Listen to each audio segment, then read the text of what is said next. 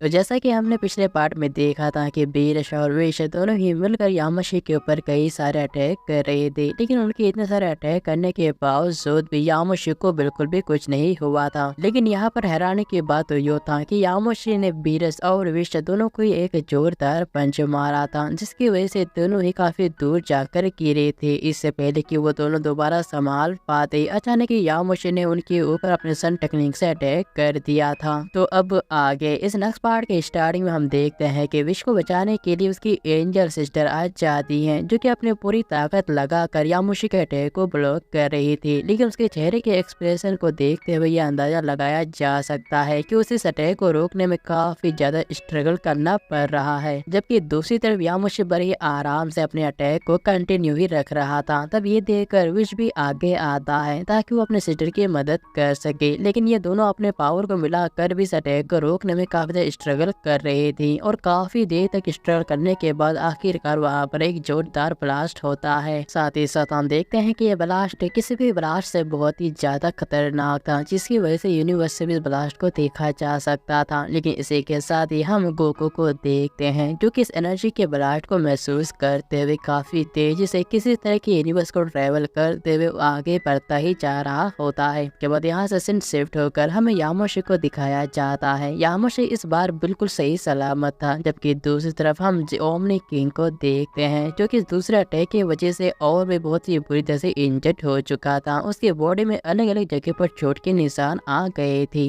फिर हम यामाशी को देखते हैं, जिसने की बाकी दो एंजल्स को भी हरा दिया था। फिर वो ग्रैंड प्रीस्ट के पास जाकर कहने लगता है कि इस बैटल के बाद मुझे महसूस हो रहा है जैसे कि मेरे पावर्स और भी इंक्रीज हो गई। और इतना कहते ही अचानक यामाशी ग्रैंड प्रीस्ट के गर्दन को पकड़ लेता है, जो कि अभी तक किसी तरह जिंदा था। फिर यामाशी ग्रैंड प्रीस्ट को देखते हुए कहने लगता है कि मेरे पावर्स इंक्रीज होने के साथ साथ अब मैं पूरे मल्टीवर्स को ही कंट्रोल कर लूंगा, और उसके बाद मुझे रोकने के लिए यहाँ पर कोई भी नहीं होगा। इतना कहने के बाद यामाशी जोर जोर से हंसने लगता है, क्योंकि उसने बिल्कुल सही कहा था, क्योंकि उसका सामना करने वाला अब यहाँ पर कोई भी नहीं बचा था। जेनो शामा और विश और उसकी सिस्टर ये दोनों ही बहुत ही बुरी से इंजर्ड हो चुके थे। इसी वजह से वो कहने लगता है कि तुम लोगों का जीना बहुत ज्यादा बेकार है, तो क्यों ना मैं तुम लोगों के लाइफ को यहीं पर ही एंड कर दूं। लेकिन तभी अचानक हम देखते हैं कि वहाँ पर गोकू एक ही झटके में आ जाता है, जो कि एक सेंजू बीन निकालते हुए बाकी सबको बताता है कि तुम लोग जल्दी से इस सेंजू बीन को खा लो, इसे खाने के बाद तुम लोग अपने पावर को रिस्टोर कर लोगे। जिस बात को सुनने के बाद ओमनी किंग भी जल्दी से उस सेंजू बीन को लेता है और उसे खा लेता है। अब उसे खाने के बाद ही उसका असर उन्हें महसूस होता है, क्योंकि उसे खाने के बाद ही उसके बॉडी मसल्स अब दोबारा से रिजनरेट होने लगे थे। वो अपने पावर को दोबारा से हासिल कर लेता है, जो कि देखने में सच में काफी आइकॉनिक लेवल का लग रहा था। लेकिन ये देखने के बाद गोकू ओमनी किंग को समझाता है कि हम इन दोनों को एक साथ ही इसे हराना होगा, तब शायद हमारे पास चांस हो कि हम इस बंदे को हरा सकें। जबकि दूसरी तरफ ओमनी किंग ये कहने लगता है कि मैंने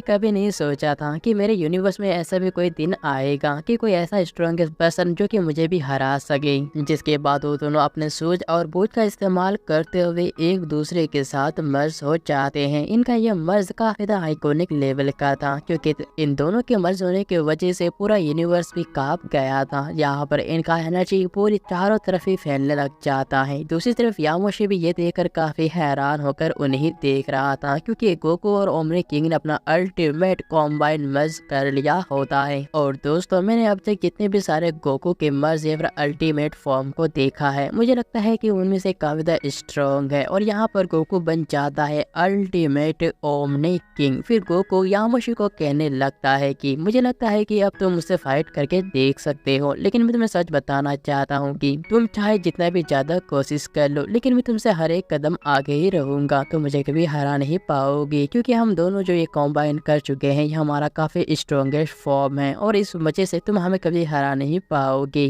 लेकिन साथ ही साथ हम यहाँ पर ग्रैंड प्रीस्ट को देखते हैं, जो कि अपने आप को बचाने के बावजूद भी बहुत ही बुरी तरह से इंजर्ड हो चुका था। जबकि दूसरी तरफ गोकू लगातार उसे वार्निंग पे वार्निंग दे रहा था। लेकिन यहाँ पर गोकू की वार्निंग को इग्नोर करते हुए यामाशी डायरेक्टली सीधे ओमनी किंग गोकू के नजदीक चला जाता है। लेकिन गोकू के नजदीक जाने के बाद उसे महसूस होता है कि ओमनी किंग के अंदर से उसे इन्फिनिटी ऑरा महसूस हो रहा है, जो कि सच में काफी स्ट्रॉन्ग था। साथ ही साथ ओमनी किंग गोकू उसे कहने लगता है कि मैं इस अपॉर्चुनिटी का बहुत ही टाइम से इंतजार कर रहा था, अब मैं तुमसे रिवेंज ले सकता हूँ। तुमने जो बाकी लोगों के साथ किया उसके लिए तुम्हें सजा मिलकर ही रहेगा।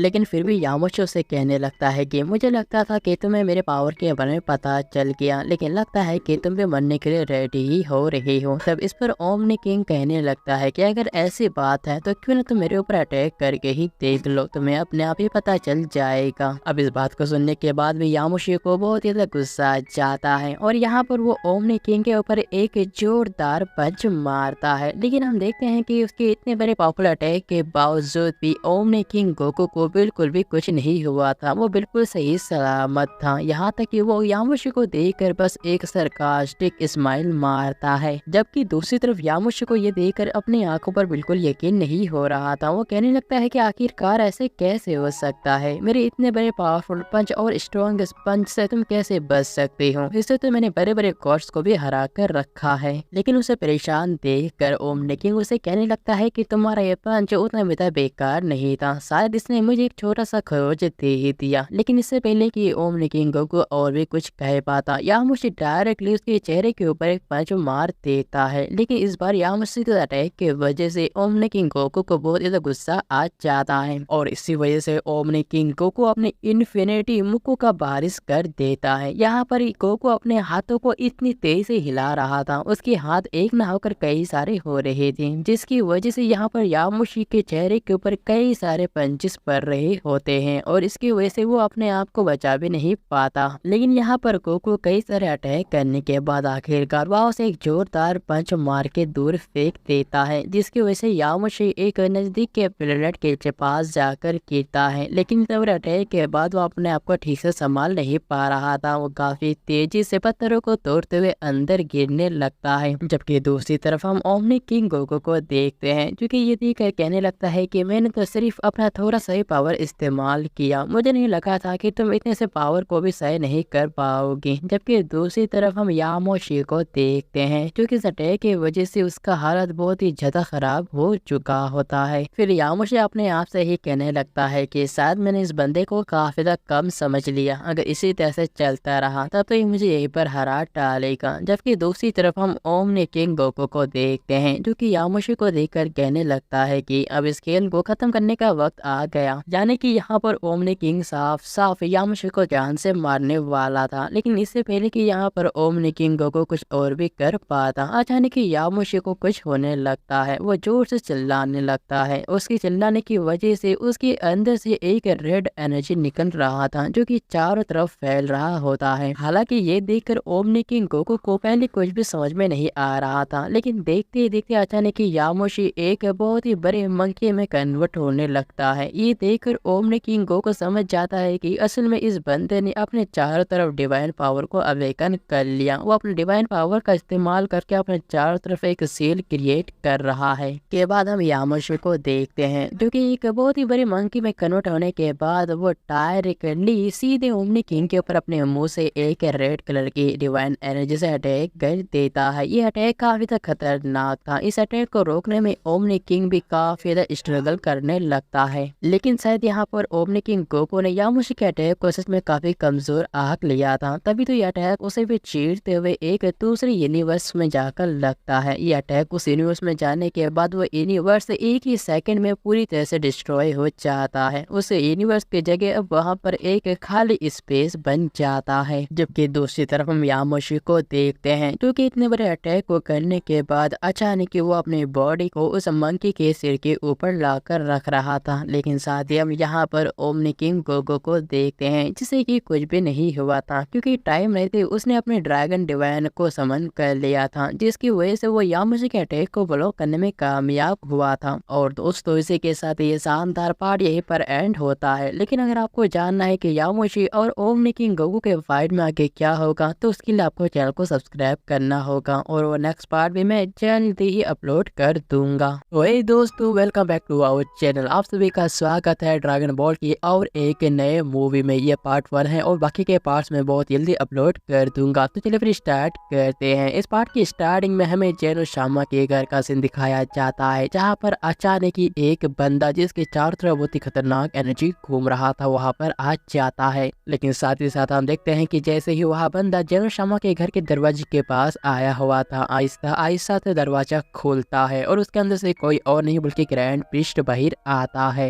जिसे देखने के बाद वो बंदा जिसके चारों तरफ डार्क एनर्जी घूम रहा था वो अपने एनर्जी को कम कर लेता है। फिर वो ग्रैंड प्रीस्ट को देखते हुए कहने लगता है कि मेरा नाम यामोशी है। इस बात को सुनने के बाद ग्रैंड प्रीस्ट उससे पूछता है तो फिर तुम यहाँ पर क्या करने के लिए आए हो। इस पर यामोशी कहता है कि मैं ऑल मल्टीवर्स को अपने कब्जे में लेना चाहता हूँ, लेकिन तुम मेरे रास्ते में आ रहे हो। लेकिन साथ ही साथ हम देखते हैं कि कैसे ग्रैंड प्रीस्ट इस बात को सुनने के बाद वो यामोशी के बिल्कुल सामने आ जाता है। फिर यामोशी उसे बताता है कि अगर जो कोई भी मेरे प्लान के बीच इंटरफेयर करेगा मैं उससे फाइट करने के लिए रेडी हूँ, मैं उसे बिल्कुल भी जिंदा नहीं छोड़ने वाला। लेकिन इस पर ग्रैंड प्रीस्ट उसे बताता है कि तुम जो करने जा रहे हो बहुत ही बड़ा क्राइम है, जिसका सजा तुम्हें मिलकर ही रहेगा। इतना कहने के बाद अचानक ही ग्रैंड प्रीस्ट काफी जोर जोर से चिल्लाने लगता है। उसके जोर जोर से चिल्लाने की वजह से उसके अंदर से उसका एनर्जी साफ साफ दिखाई दे रहा था, जो कि काफी तेजी से चारों तरफ फैल रहा होता है। अब ये देखकर यामोशी भी बड़े गौर से ग्रैंड प्रीस्ट को देख रहा था। अब कुछ देर चिल्लाने के बाद ग्रैंड प्रीस्ट शांत हो जाता है। फिर वो यामोशी की तरफ देखते हुए कहने लगता है कि मुझे पता है कि तुम काफी ज्यादा स्ट्रांग हो, लेकिन तुम मेरे स्पीड और मेरे पावर के सामने बिल्कुल भी टिक नहीं पाओगे। इतना कहने के बाद ग्रैंड प्रीस्ट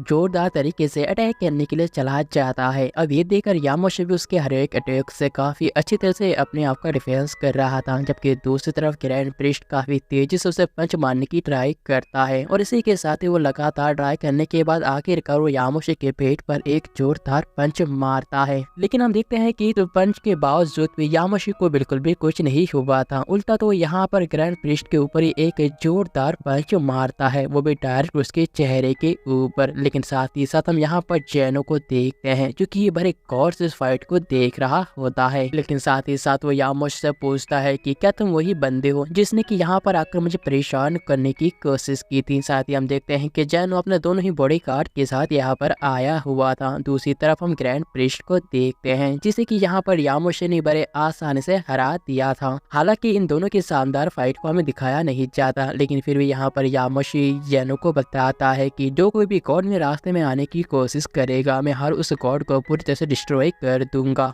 इतना कहने के बाद अचानक यामोशी एक जोरदार एनर्जी वेव से डायरेक्टली जेनो के ऊपर अटैक कर देता है। यह अटैक किसी नॉर्मल अटैक से काफी ज्यादा स्ट्रॉन्ग था, क्योंकि इसके छोटे से अटैक से ही वहां पर एक बहुत ही बड़ा एनर्जी ब्लास्ट हुआ था। इस ब्लास्ट को देखने के बाद ऐसा लग रहा था कि जेनो सामा तो मर ही गया होगा, लेकिन शायद ये सब कुछ यामोशी का एक सपना था, क्योंकि यहाँ पर ग्रैंड या जेनो के जो दोनों ही बॉडीगार्ड थे उन दोनों ने ही एक पावरफुल और स्ट्रॉन्गेस्ट बैरियर बना दिया था, जिसकी वजह से यहाँ पर यामोशी का अटैक उन तीनों का कुछ भी बिगाड़ नहीं पाया था। जिसके बाद यहाँ पर दोनों ही बॉडीगार्ड काफी गुस्सा होते हुए यामोशी को देख रहे थे कि तभी अचानक हम जेनो को देखते हैं जो कि अपनी फ्यूजन टेक्निक का इस्तेमाल करते हुए, और देखते देखते जेनो शामा के चारों तरफ एक नीले कलर का एनर्जी घूम रहा था। और कुछ ही देर में हम देखते हैं कि उनका ये फ्यूजन टेक्निक कामयाब हो जाता है। यहाँ पर जेनो एक बच्चे से डायरेक्टली ओमनी किंग के फॉर्म में आ जाता है, जो फॉर्म सच में काफी ज्यादा आइकॉनिक लेवल का लग रहा था। जिसके बाद ओमनी किंग उसे कहने लगता है कि बताओ क्या आप तो मेरा सामना करने के लिए पूरी तरह से रेडी हो। लेकिन यहाँ पर यामोशी कहाँ पीछे रहने वाला था। वो जेनो शामा को कहने लगता है कि तुम चाहे जो कुछ भी कर लो मैं तुम्हें हरा कर ही दम लूंगा। और साथ ही साथ तुम्हें लगता है कि तुम अपने बनाए गए दुनिया के ऊपर काफी ध्यान देते हो, लेकिन तुमने वहाँ पर दुख और दर्द के अलावा कुछ नहीं छोड़ा। लेकिन इस पर यहाँ पर जेनो किंग उसे बताता है कि देखो तुम एक मॉर्टल हो और इसी वजह से तुम हमारे गॉड्स की क्या नियम और क्या रूल्स होते हैं तुम्हें इसके बारे में कुछ भी पता नहीं होगा।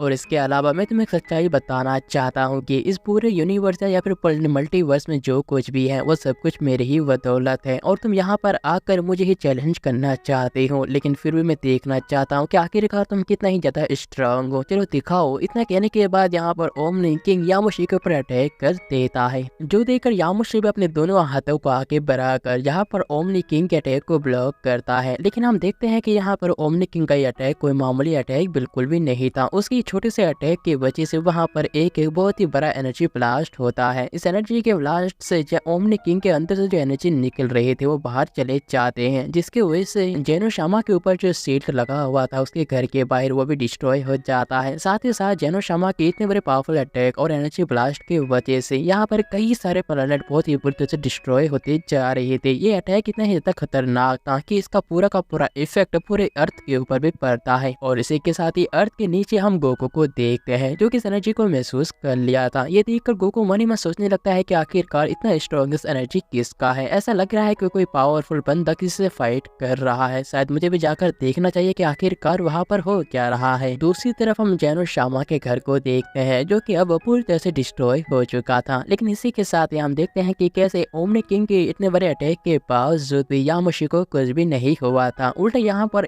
यामोशी अपने एक हाथ को ऊपर उठाते हुए एक सन क्रिएट करता है जो कि देखते ही देखते टाइम के साथ साथ काफी बड़ा होता जा रहा था। वो बड़ा होते होते लगभग कई लाख गुना सन से बहुत ही ज्यादा बड़ा हो जाता है, जिसका एनर्जी बहुत ही ज्यादा खतरनाक था। यहाँ तक कि ये देखकर ओमनी किंग भी काफी हैरान होता है। जिसके बाद यहाँ पर यामोशी अपने उस एनर्जी वाले शन को काफी बड़ा करने के बाद सीधे ओमनी किंग के ऊपर अटैक कर देता है। लेकिन यहाँ पर दोस्तों कहीं ना कहीं यामोशी ने ओमनी किंग को बहुत ज्यादा कमजोर समझ लिया था, क्योंकि यहाँ पर ओमनी किंग अपने एक ही हाथ से ही उसके अटैक को बड़े आसान से ब्लॉक किए हुआ था। जो देखो तो यामोशी को एक पल के लिए अपने आंखों पर यकीन भी नहीं होता। अरे भाई कोई यामोशी को बताओ कि ये कोई मामूली बंदा नहीं बल्कि ओमनी किंग है। लेकिन साथ ही साथ दोस्तों कहीं ना कहीं हमें यामोशी की भी इस ताकत का तारीफ करना चाहिए, क्योंकि यामोशी एक मोटल होने के बावजूद भी ओमनी किंग के साथ फाइट कर रहा था, जिसने की पूरे मल्टीवर्स को जन्म दिया था और अपने एक ही इशारे से पूरे के पूरे मल्टीवर्स को ही डिस्ट्रॉय कर सकता था। और इसी वजह से यामोशी बड़े आसानी के साथ यहाँ पर ओमनी किंग को टक्कर दे रहा था, जो कि देखने में सच में काफी आइकॉनिक लेवल का फाइट था। लेकिन दूसरी तरफ ओमनी किंग भी का हार मानने वाला था। वो भी अपनी ताकत लगाकर उसके अटैक को रोकने की कोशिश कर रहा था और इसी की वजह से दोनों ही अटैक आपस में टकरा जाते हैं, जिसकी वजह से जो नहीं होना चाहिए था वही होता है, एक जोरदार ब्लास्ट।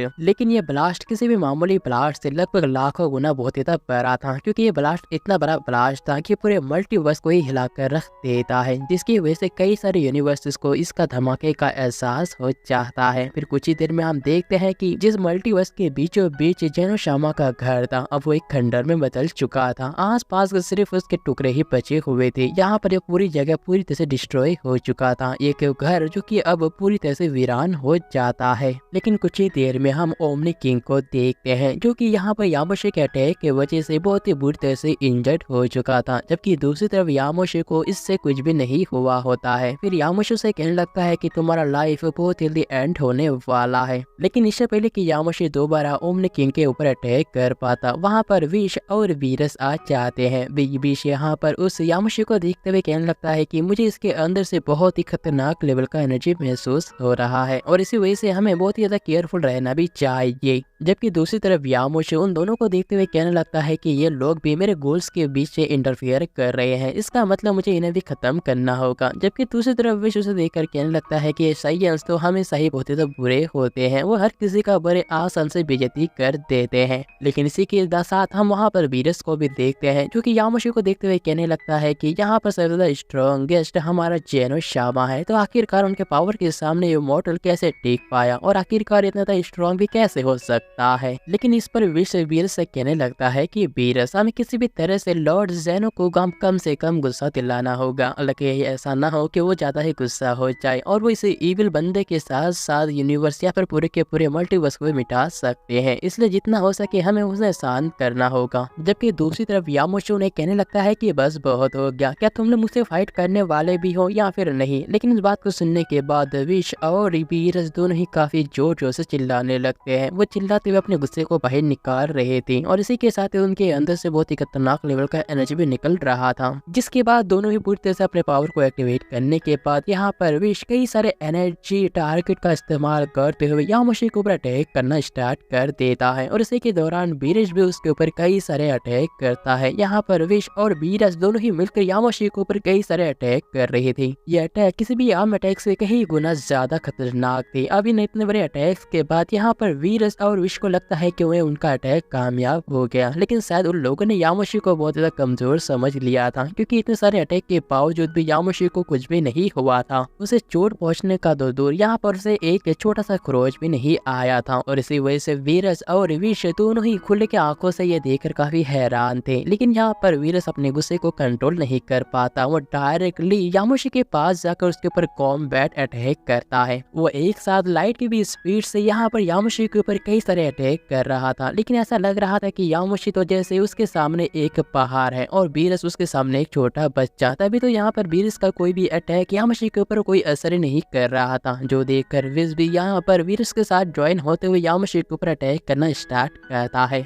लेकिन अब यहाँ पर दोनों मिलकर भी यामाशी का कुछ भी बिगाड़ नहीं पा रहे थे। वो जितना भी सही अटैक कर ले, यामाशी को इस बार कुछ भी नहीं हो रहा था। और इसी के चलते अचानक यामाशी एक पंच विश को मारता है और दूसरे ही पर वीरस को, जिसकी वजह से वो दोनों ही थोड़े इंजर्ड होकर काफी दूर जाकर गिरते हैं। लेकिन इससे पहले कि वीरस और विश अपने आप को ठीक से संभाल ही पाते, अचानक ही यहाँ पर यामाशी अपने उसी सन टेक्निक को इस्तेमाल करने लगता है, जो देखकर ओमनिकन घबराते हुए कहने लगता है कि अरे नहीं, ये बंदा तो दोबारा अपनी उसी टेक्निक को इस्तेमाल कर रहा है। असल में यहाँ पर यामाशी इस टेक्निक को किसी और के ऊपर नहीं बल्कि विश के ऊपर इस्तेमाल कर रहा था। वो जानबूझकर यहाँ पर विश को जान से ही मारने वाला था। और इसी के साथ ये पार्ट भी यहीं पर एंड होता है। आगे क्या होता है अगर आपको जानना है तो प्लीज चैनल को सब्सक्राइब करके कमेंट जरूर करना।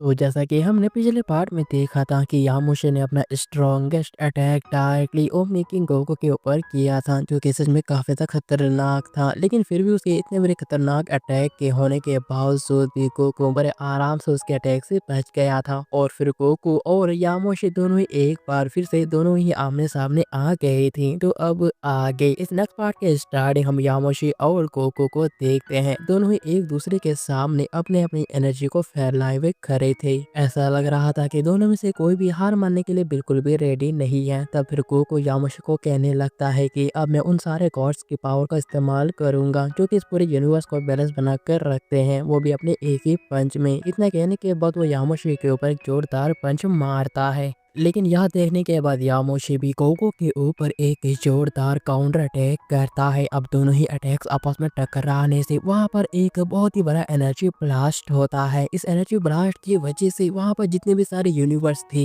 एक एक करके सारे के सारे यूनिवर्स मिटने लग जाते हैं। ये नजारा सच में काफी ज्यादा डरावना था, जो कि सच में कभी ना होना चाहिए था। लेकिन अब सारे के सारे यूनिवर्स मिट जाने की वजह से अब पूरे स्पेस में सिर्फ अंधेरा ही छाया होता है। उससे अंधेरे के बीच हम एक रोशनी को देखते हैं, जो कि कोई और नहीं बल्कि गोकू था। गोकू काफी जोर से चिल्लाने लगता है। अब गोकू का गुस्सा बहुत ही ज्यादा बढ़ चुका था। वो जैसे जैसे गुस्सा होता है वैसे वैसे उसके पावर से इंक्रीज होते हैं। और देखते ही देखते गोकू यहाँ पर इन्फिनिटी ओमनी किंग बन जाता है, जिसके पावर्स पहले से बहुत ज्यादा इंक्रीज हो जाते हैं। कि दूसरी तरफ यामाशी गोकू के पावर को देखकर अपने आप पर यकीन नहीं कर पा रहा था कि गोकू के पास इन्फिनिटी पावर भी हो सकता है। लेकिन साथ ही साथ हम ओमनी किंग गोकू को देखते हैं, जो कि अब इन्फिनिटी गोकू बन चुका था। अब इन्फिनिटी गोकू अपने पूरे पावर का इस्तेमाल करते हुए जितने भी सारे यूनिवर्स और मल्टीवर्स तबाह हुए थे, एक एक करके उन सभी को रिक्रिएट करने लगता है। और ये सीन देखने में सच में काफी ज्यादा आइकॉनिक लेवल का लग रहा था कि यहाँ पर इन्फिनिटी गोकू इतना ज्यादा स्ट्रॉन्ग था कि आपने एक इशारे से कई सारे मल्टीवर्स को दोबारा रिवर्स करके जिंदा करता है, जो कि देखने में सच में काफी ज्यादा आइकॉनिक लेवल का भी होता है। जबकि दूसरी तरफ हम इन्फिनिटी गोकू को देखते हैं, जो कि उसके चारों तरफ कई सारे छोटे छोटे बॉल के अंदर मल्टीवर्स भरे हुए थे। फिर गोकू कहने लगता है कि इस यूनिवर्स में सब कुछ मुझसे ही जुड़ा हुआ है और मैं ही सबसे जुड़ा हुआ हूँ। साथ ही साथ दोस्तों यहाँ पर इन्फिनिटी गोकू का जो ये ट्रांसफॉर्मेशन था, ये सच में काफी ज्यादा आइकॉनिक लेवल का होता है और ये सबसे ज्यादा स्ट्रॉन्गेस्ट ट्रांसफॉर्मेशन था जो कि इन्फिनिटी गोकू होता है। लेकिन साथ ही साथ हम यहाँ पर यामाशी को देखते हैं, जो कि इन्फिनिटी ओमनी किंग के पावर की वजह से बहुत ही बुरी तरह से इंजर्ड हो गया था। वो दूर एक चट्टान के पास बेहोश की हालत में गिरा हुआ होता है।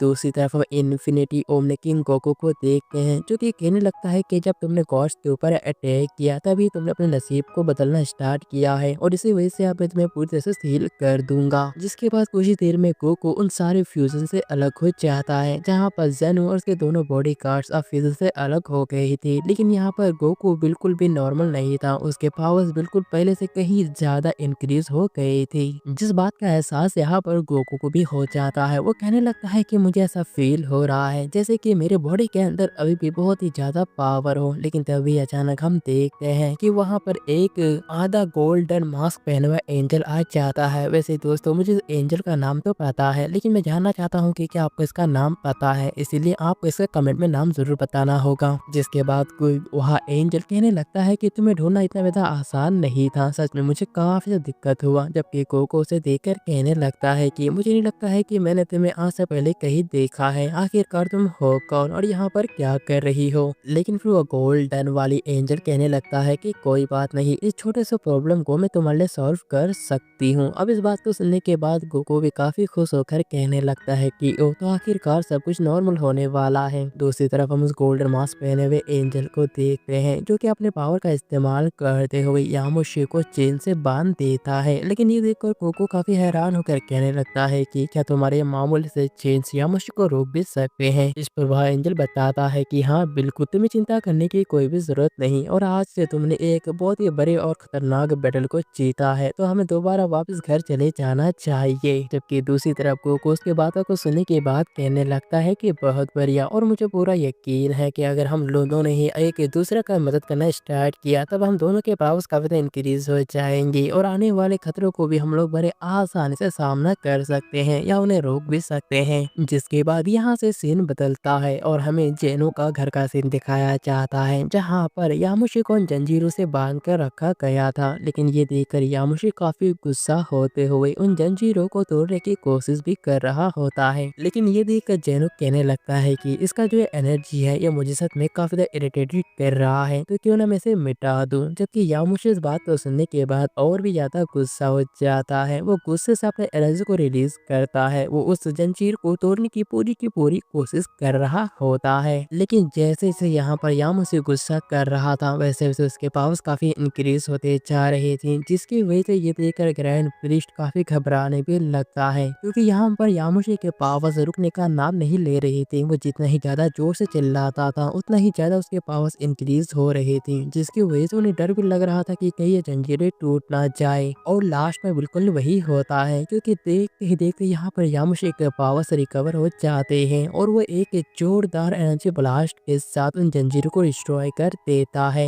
लेकिन साथ ही साथ ये सब कुछ बिल्कुल ही कम पड़ रहा था। तभी तो यामुशी के अंदर से एक ब्लू कलर का एनर्जी सीधे जेनो शामा के घर को तोड़ते हुए निकलता है, जो कि देखने में सच में काफी आइकॉनिक लेवल का लग रहा था। फिर कुछ ही पल में हम देखते हैं कि ये देखने के बाद उन सभी के चेहरों में डर समा जाता है, क्योंकि इससे पहले भी उन लोगों ने यामुशी के फाइटिंग टेक्निक और उसके पावर्स को देख रखे थी, जबकि इस बार तो यामुशी का पावर काफी ज्यादा इंक्रीज हो जाता है। साथ ही साथ उसके चारों और एक ब्लू कलर का एनर्जी घूम रहा था। ऐसा लग रहा था कि उसके पावर्स अब और भी इंक्रीज हो गए थे, जो देखकर वह मास्क पहना हुआ एंजल कहने लगता है कि इसे देखकर लग रहा है कि इसका पावर काफी ज्यादा इंक्रीज हो गया, जो कि सच में काफी ज्यादा मुझे पसंद भी आया। जबकि दूसरी तरफ हम ग्रैंड पेरिस्ट को देखते हैं, जो कि कहने लगता है कि तुमने अपने पावर का इस्तेमाल करके बाकी सारे गॉड्स का अटेंशन काफी अच्छे से हासिल कर लिया। लेकिन यहाँ पर यह मुझे कहने लगता है कि मैं किसी ऐसे बंदे को ढूंढ रहा था जिससे कि मैं फाइट कर सकूं, और ये फाइट मेरे मेरे इमेजिन से भी काफी ज्यादा हो। जबकि दूसरी तरफ यहाँ पर ग्रैंड प्रिस्ट कहने लगता है कि हाँ बिल्कुल क्यों नहीं, क्योंकि मैं तुम्हारे दिमाग को पढ़ सकता हूँ, तुम पहले से काफी ज्यादा स्ट्रांग हो चुके हो और इसी वजह से तुम किसी से फाइट भी करना चाहते हो।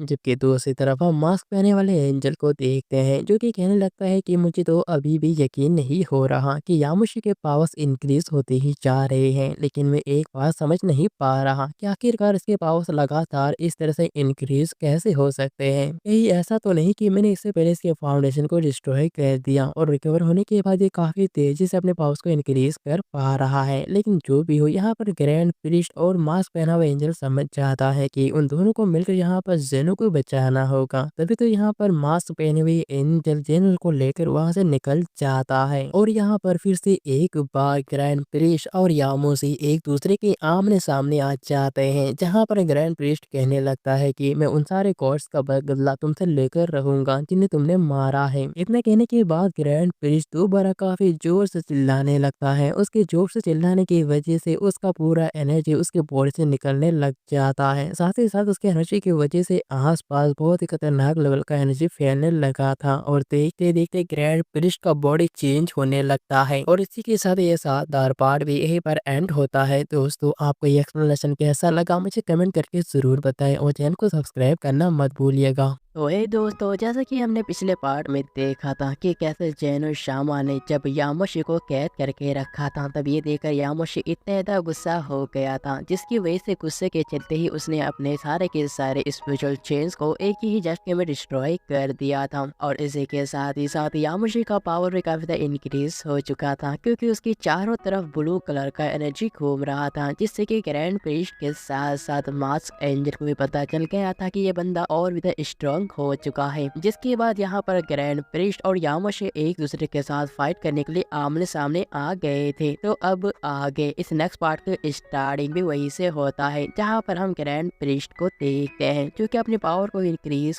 करते हुए अपनी असली बॉडी फॉर्मेस में आ जाता है। इसका ये ट्रांसफॉर्मेशन काफी आइकॉनिक लेवल का भी था। लेकिन वही दूसरी तरफ यामोशी ये देखकर कहने लगता है कि क्या बात है, अब मुझे लगता है कि तुम्हारे पास भी कोई खास तरह की एबिलिटी है, और इसी के साथ ही अब मुझे लगता है कि तुम्हारे साथ फाइट करने में मुझे सच में काफी ज्यादा मजा आएगा। लेकिन इस पर ग्रैंड प्रिस्ट उसे कहने लगता है कि तुम मेरे बात को अभी समझ नहीं पा रहे हो। मैं तुम्हें बताना चाहता हूँ कि इस पूरी वर्ष का देखभाल मैं ही करता हूँ। यहाँ पर जितने भी सारे यूनिवर्स है उनका काम और देख देख मैं ही करता हूँ। लेकिन इस पर फिर भी यामोशी से पूछता है कि मैंने तुम्हें पहले भी हरा कर रखा है, और इसके अलावा आखिरकार तुम मुझसे फाइट क्यों करना चाहते हो? तुम्हारा पावर इंक्रीज करने में आखिरकार सच्चाई क्या है? तब इस पर यहाँ पर ग्रैंड प्रिस्ट यामोशी को बताता है कि हाँ, मैं इस बात को मानता हूँ कि तुमने पहले मुझे डिफीट किया है, और इसी वजह से मैंने फैसला किया है कि मुझे तुम्हें सबक सिखाना ही होगा ताकि तुम्हें गलती दोबारा ना करो। लेकिन यहाँ पर यामोशी से कहता है कि चलो ठीक है, अगर तुम मुझसे फाइट करना ही चाहते हो तो मैं और टाइम वेस्ट नहीं करना चाहता, क्योंकि मैं भी तुम्हारे साथ एक शानदार फाइट करना चाहता हूँ। इस बात को सुनने के बाद ग्रैंड प्रिस्ट काफी तेजी के साथ यामोशी के साथ फाइट करना स्टार्ट कर देता है, जहाँ पर सबसे पहले दोनों ही एक दूसरे के साथ काफी अच्छी तरह से कॉम्बैट फाइट कर रहे थे। दोनों ही एक दूसरे को काफी खतरनाक लेवल के पंचेस मारने लगते हैं, और इसी के साथ ही इन दोनों को देखकर लग रहा था कि इन दोनों के पावर्स लेवल एकदम सेम टू सेम है, क्योंकि दोनों ही एक दूसरे को बहुत ही खतरनाक लेवल से टक्कर दे रही थी, और एक टाइम एक दूसरे को एक जोरदार पंचेस मारते हैं, जिसकी वजह से दोनों ही काफी दूर जाकर गिरते हैं। लेकिन साथ ही साथ इन दोनों के ये अटैक सच में काफी ज्यादा खतरनाक था, क्योंकि इस अटैक की वजह से ग्रैंड प्रिस्ट लगभग बहुत ही बुरी तरह से घायल हो जाता है। वही दूसरी तरफ यामोशी भी इस अटैक से बच नहीं पाया था, उसके बॉडी में भी कई सारे इंजरीज दिखाई देने लग जाते हैं। लेकिन दोनों इतने ज्यादा खतरनाक अटैक करने के बावजूद भी दोबारा खड़े हो जाते हैं। वो दोनों ही एक दूसरे को फाइट करने के लिए दोबारा वापस आ गए थे, और एक बार फिर से दोनों एक दूसरे के सामने आ जाते हैं। यहाँ पर यामोशी कहने लगता है कि मुझे मानना होगा कि तुम पहले से सच में काफी ज्यादा स्ट्रांग हो चुके हो। जबकि वही दूसरी तरफ हम ग्रैंड प्रिस्ट को देखते हैं, जो कि अपने आप से कहने लगता है कि मेरा बॉडी तो सच में काफी बुरी से इंजर्ड हो गया, आखिरकार ऐसा पॉसिबल ही कैसा है? लेकिन यहाँ पर यामोशी अब आगे कुछ न कहते हुए ग्रैंड प्रिस्ट के ऊपर दोबारा अटैक करने के लिए काफी तेजी से जाने लगता है। अब ये देखकर ग्रैंड प्रिस्ट भी उसके साथ काउंटर अटैक करता है, और फिर से इन दोनों के बीच एक शानदार कॉम्बैट फाइट होना स्टार्ट हो जाता है, जहाँ पर दोनों ही एक दूसरे को बहुत ही बुरी तरह से पीट रहे थे। दोनों ही एक दूसरे के ऊपर काफी खतरनाक लेवल के अटैक करते हैं। फिर एक टाइम आने के बाद ये दोनों लाइट के स्पीड से एक दूसरे के साथ फाइट करना स्टार्ट कर देते हैं। इन दोनों का फाइट देखते ही देखते काफी ज्यादा खतरनाक होता जा रहा था। हालांकि यहाँ पर अगर कोई और भी होता तो शायद इन दोनों के फाइट को देखकर काफी डर सकता था, क्योंकि इन दोनों का फाइट देखते देखते और भी खतरनाक होता जा रहा था। यहाँ तक कि ये दोनों एक दूसरे के ऊपर कई खतरनाक और जानलेवा अटैक कर रहे थे, और एक टाइम दोनों ही एक दूसरे के ऊपर पंचेस मारते हैं, और इन दोनों के अटैक आपस में टकराने की वजह से वहाँ पर एक जोरदार एनर्जी ब्लास्ट होता है। इस एनर्जी ब्लास्ट की वजह से चैनो का घर एक धमाके के साथ फटने लगता है, जिसके बाद यहाँ से सीन बदलता है और हम बीरस और विश को देखते हैं। वो दोनों ही अपने मैजिकल स्टिक की मदद से इन दोनों के फाइट को देख रहे थे। लेकिन यहाँ पर ग्रैंड प्रिस्ट और यामोशी को फाइट को देखने के बाद बीरस और विश एकदम बहुत चौके से रह जाते हैं। उन्हें अपने अपनी आंखों पर यकीन नहीं हो रहा था कि ग्रैंड प्रिस्ट जैसे पावरफुल पर्सन को यामोशी इतने आसानी से टक्कर दे सकता है। जबकि दूसरी तरफ हम देखते हैं ग्रैंड प्रिस्ट और यामोशी को, जिसके बाद दोनों एक दूसरे को एक पल के लिए छोड़ते हुए दोबारा आमने सामने आ जाते हैं।